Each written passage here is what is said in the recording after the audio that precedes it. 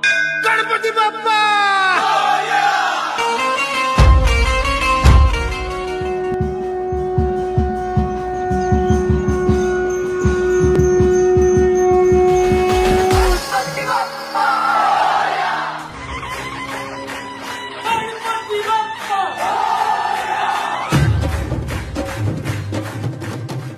Happy Ganesh Chaturthi everyone।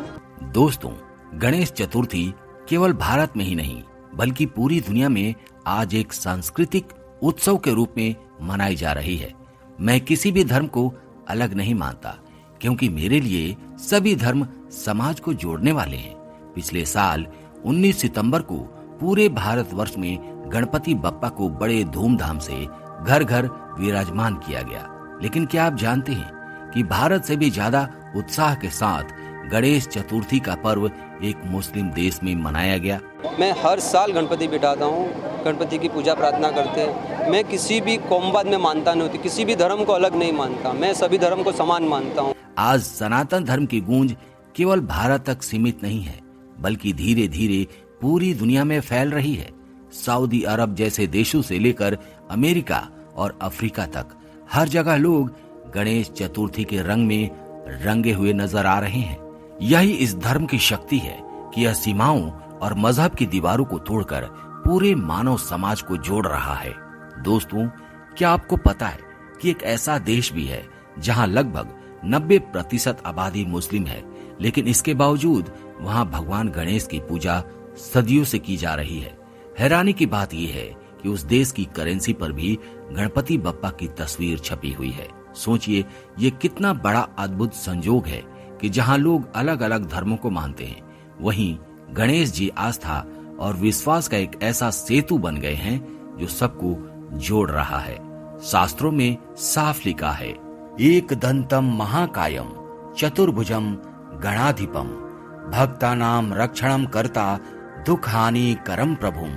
अर्थात जो एक दंत है, जिनका मुखमंडल सबसे सुंदर है, जो भक्तों की रक्षा करते हैं और सभी दुखों का नाश करने वाले हैं, वो हमारे विघ्नकर्ता गणपति बप्पा हैं। दोस्तों, गणेश जी की सबसे बड़ी विशेषता यही है कि उनकी पूजा किसी एक धर्म तक सीमित नहीं है।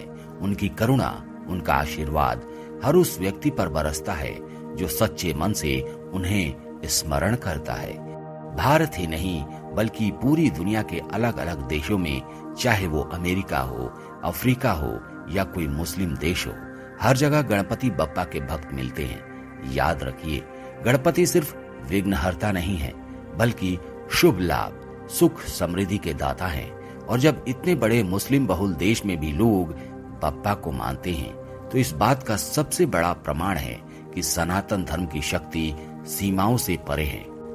दोस्तों, चाहे वह हिंदू हो, मुस्लिम हो, बौद्ध हो, पशु हो या पक्षी हो, भगवान गणेश हर किसी की सच्चे मन से की गई प्रार्थना को सुनते हैं और हर इच्छा को पूरा करते हैं। यही कारण है कि गणेश जी को सिर्फ भारत ही नहीं बल्कि पूरी दुनिया में अलग अलग रूपों में पूजा जाता है। कई देशों में लोग उन्हें अपना इष्ट देव मानते हैं और आपको जानकर हैरानी होगी कि भारत से भी ज्यादा गणेश भक्ति कुछ विदेशी देशों में देखने को मिलती है। अब सोचिए, भगवान गणेश, जिन्हें हम विघ्नहर्ता और मंगलकारी मानते हैं, उनकी सबसे बड़ी मूर्ति भारत में नहीं बल्कि एक मुस्लिम बहुल देश में है। यह बात ही दर्शाती है कि सनातन धर्म की महिमा और गणेश जी का आशीर्वाद किसी एक धर्म या संस्कृति तक सीमित नहीं है। आज इंडोनेशिया, थाईलैंड, मॉरिशस जैसे देशों में गणेश चतुर्थी बड़े उत्साह के साथ मनाई जाती है। वहीं यूरोप और रूस जैसे शक्तिशाली देशों में भी लाखों लोग सनातन धर्म की ओर आकर्षित हो रहे हैं और गणपति बप्पा को मानने लगे हैं। दोस्तों, गणेश जी की सबसे बड़ी विशेषता यही है कि वो सबको सम्मान दृष्टि से देखते हैं। उनकी करुणा, उनका आशीर्वाद, उनका आशीर्वचन किसी जाति, धर्म या सीमा की बंधन में नहीं बंधता।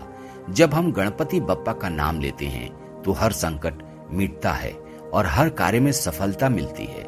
यही कारण है कि आज पूरी दुनिया में गणेश भक्ति का परचम लहरा रहा है और धीरे धीरे सनातन धर्म फिर से वैश्विक पहचान बना रहा है। दोस्तों, आज हम आपको ले चलते हैं एक ऐसे मुस्लिम बहुल देश में जहां भगवान श्री कृष्ण और भगवान शिव की भक्ति के साथ साथ भगवान गणेश की आराधना भी पूरे श्रद्धा भाव से की जाती है। जी हाँ, ये देश है इंडोनेशिया, जहां भगवान गणेश की सबसे ऊंची मूर्तियों में से एक स्थापित है और यहाँ की राष्ट्रीय पहचान तक में गणेश जी की छवि छुपी हुई है। आश्चर्य की बात तो ये है दोस्तों कि जिस देश की लगभग 90% आबादी मुस्लिम है, वहीं पर भगवान गणेश को इष्ट देव के रूप में पूजा जाता है। इतना ही नहीं, गणेश चतुर्थी के पावन अवसर पर इंडोनेशिया में जिस तरह का भव्य आयोजन और उत्साह देखने को मिलता है, वो कई बार भारत से भी बड़ा और अद्भुत प्रतीत होता है। यहाँ मंदिरों और सांस्कृतिक कार्यक्रमों में भगवान गणेश की प्रतिमा को सजाया जाता है। भक्त मंत्रों और भजनों से वातावरण को दिव्य बना देते हैं और हर कोई विघ्नहर्ता से आशीर्वाद लेने के लिए उमड़ पड़ता है। दरअसल इंडोनेशिया का सनातन धर्म से जुड़ाव कोई नया नहीं है, ये बहुत पुराना है। यहाँ की संस्कृति, कला और इतिहास पर हिंदू परंपराओं की गहरी छाप रही है। यही कारण है कि चाहे वो गणेश जी की विशाल प्रतिमा हो या फिर यहाँ की करेंसी पर छपी उनकी छवि, हर जगह गणपति बप्पा की उपस्थिति दिखाई देती है। यह दर्शाता है कि भगवान गणेश की महिमा धर्म, जाति और सीमाओं से कहीं ऊपर है। वे सचमुच सबके विघ्नहर्ता हैं और सबके मंगलकारी हैं। दोस्तों, ये नजारा हमें यही सिखाता है कि भगवान गणेश की भक्ति केवल भारत तक सीमित नहीं है, बल्कि पूरी दुनिया में उसका जयकारा गूंज रहा है। चाहे हिंदू हो या मुस्लिम, चाहे किसी भी संस्कृति से ताल्लुक रखता हो, गणपति बप्पा का नाम लेने मात्र से हर संकट दूर हो जाता है और जीवन में सफलता का मार्ग प्रदर्शित होता है। इंडोनेशिया की प्राचीन जड़ें, जहाँ कभी हिंदू धर्म और बौद्ध धर्म का गहरा प्रभाव था और वहीं से गणेश जी यहाँ की संस्कृति का हिस्सा बन गए थे। आज भी इंडोनेशिया के लोग चाहे किसी भी धर्म से हों, गणपति को शुभता, समृद्धि और विघ्नहर्ता का प्रतीक मानकर आदर करते हैं। यही कारण है कि यहाँ गणेश जी केवल एक धार्मिक देवता नहीं, बल्कि एक साझा सांस्कृतिक शक्ति के रूप में पूजे जाते हैं। और यह दिखाता है कि गणेश भक्ति धर्म से ऊपर उठकर पूरी मानवता को जोड़ने वाली परंपरा है। दोस्तों, अब सवाल उठता है कि आखिर क्यों एक मुस्लिम देश जहां इस्लाम बहुमत में है, वहां भगवान गणेश की इतनी भक्ति और सम्मान देखने को मिलता है। तो चलिए आपको इसके पीछे की कहानी बताते हैं। आज जिस 20,000 के इंडोनेशियन नोट पर भगवान गणेश की तस्वीर दिखाई देती है, वो हमेशा से नहीं थी। यह बदलाव आया सन 1990 के दशक में, जब इंडोनेशिया की अर्थव्यवस्था गहरे संकट से गुजर रही थी। देश आर्थिक मंदी और अस्थिरता से जूझ रहा था। उस कठिन समय में इंडोनेशिया के अर्थशास्त्रियों और नीति निर्माताओं ने फैसला किया कि अगर उन्हें अपने देश को संभालना है तो उन्हें अपनी संस्कृति, जड़ों और इतिहास की ओर लौटना होगा, क्योंकि इंडोनेशिया की पहचान सिर्फ इस्लामी परंपरा से नहीं है, बल्कि उसके उस प्राचीन इतिहास से भी जुड़ी है जब यहाँ हिंदू और बौद्ध धर्म की गहरी छाप थी। और इन्हीं ऐतिहासिक जड़ों को याद करते हुए सरकार ने गणेश जी, जो ज्ञान, बुद्धि और समृद्धि के देवता माने जाते हैं, उनको आर्थिक स्थिरता और शुभारंभ का प्रतीक मानकर नोट पर जगह दी। यह निर्णय केवल धार्मिक आस्था का नहीं था, बल्कि एक गहरे सांस्कृतिक और मनोवैज्ञानिक संदेश का हिस्सा था, ताकि लोग कठिन समय में आत्मबल और सकारात्मकता पा सके।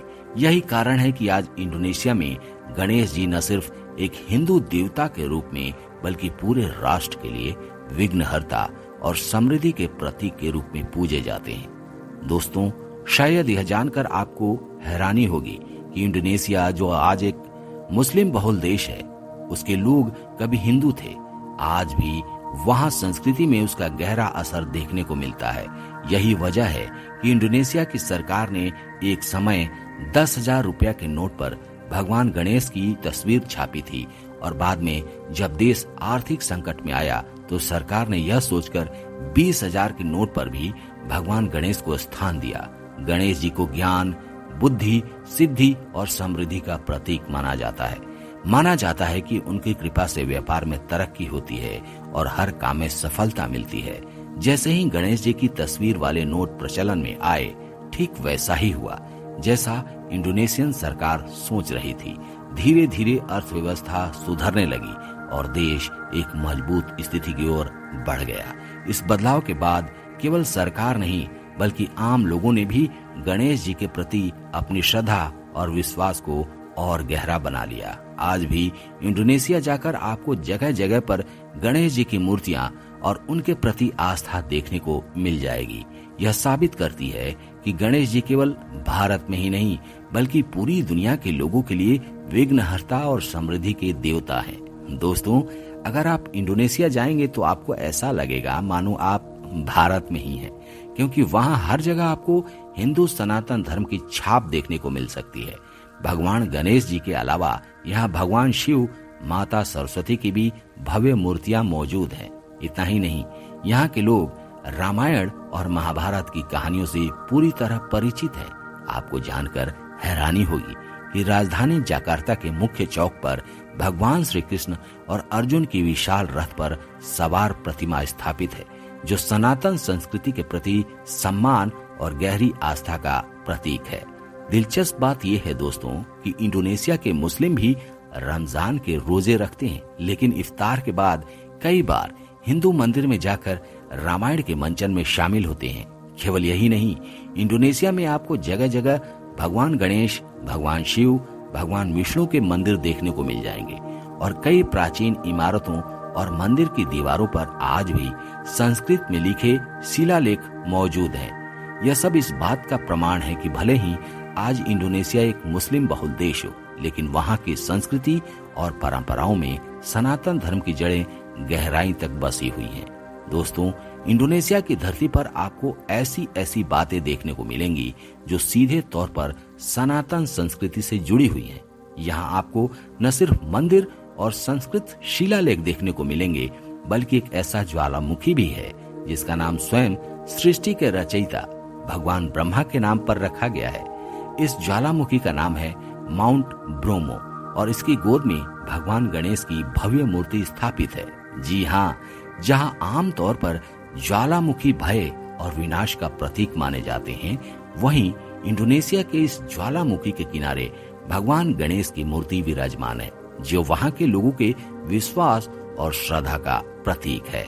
वहाँ के लोगों का मानना है कि गणेश जी बुद्धि, समृद्धि और सुरक्षा के देवता हैं और इसलिए जीवन के हर कठिन मोड़ पर प्राकृतिक आपदाओं से बचने के लिए उनकी आराधना जरूरी है। यही कारण है कि इंडोनेशिया में भगवान गणेश के प्रति जो श्रद्धा और प्यार है वो किसी और देश में देखने को नहीं मिलता। दोस्तों, इंडोनेशिया का मशहूर ज्वालामुखी माउंट ब्रोमो सिर्फ प्राकृतिक सौंदर्य और रोमांच के लिए ही नहीं बल्कि अपनी अद्भुत आस्था और रहस्य के लिए भी जाना जाता है। माना जाता है कि इस ज्वालामुखी के मुख पर स्थापित भगवान गणेश की मूर्ति लगभग 700 साल पुरानी है और तभी से यहाँ स्थानीय लोग गणपति बप्पा को अपने रक्षक देवता के रूप में पूजते आ रहे हैं। दिलचस्प बात यह है दोस्तों कि माउंट ब्रोमो एक सक्रिय ज्वालामुखी है, फिर भी इसके मुख पर गणेश जी की मूर्ति आज भी अडिग खड़ी है, मानो स्वयं विघ्नहर्ता इस धधकते पर्वत की रक्षा कर रहे हैं। इंडोनेशिया में कुल 141 ज्वालामुखी है, जिनमें से 130 अब भी सक्रिय हैं और इन्हीं में से सबसे खास माना जाता है ये माउंट ब्रोमो पर्वत। यहाँ का नाम भी संस्कृत शब्द ब्रह्मा से लिया गया है, जो सृष्टि के रचयिता भगवान ब्रह्मा की ओर इशारा करता है। स्थानीय किंवदंतियों के अनुसार इस क्षेत्र के लोगों ने जब प्राकृतिक आपदाओं और ज्वालामुखी विस्फोटों से बचने के लिए प्रार्थना की तो उन्होंने भगवान गणेश को अपना इष्ट देव मानकर